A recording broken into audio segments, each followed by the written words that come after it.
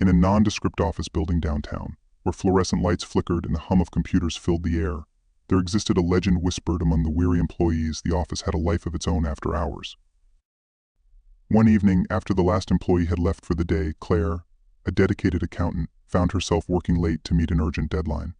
As the hours stretched on and the rest of the building fell silent, she became acutely aware of an eerie sensation creeping over her. The fluorescent lights buzzed ominously, casting long shadows that seemed to dance and sway in the corners of the room. Claire's heart raced as she tried to shake off the feeling of unease, chalking it up to exhaustion and overactive imagination. But as she buried herself in her work, she couldn't shake the feeling that she was being watched. The air grew thick with tension, and the familiar hum of the computers seemed to take on a sinister tone, as if they were whispering secrets to one another. Suddenly a cold breeze swept through the room, sending shivers down Claire's spine. She glanced up from her work, her heart pounding in her chest, and froze in terror at the sight before her.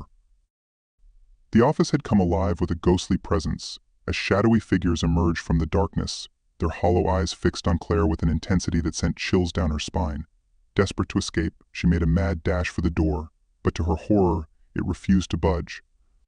Trapped in the office with nowhere to run, Claire could only watch in terror as the ghostly figures closed in around her, their spectral forms reaching out with icy fingers that sent waves of dread coursing through her veins. Just when it seemed that all hope was lost, the first rays of dawn began to filter through the windows, banishing the darkness and dispelling the ghostly apparitions in an instant. With a gasp of relief, Claire stumbled out of the office, her heart racing and her mind reeling from the horrors she had witnessed. From that day forward, Claire vowed never to work late again, haunted by the memory of the office after hours and the chilling reminder that some places are best left deserted when the sun goes down.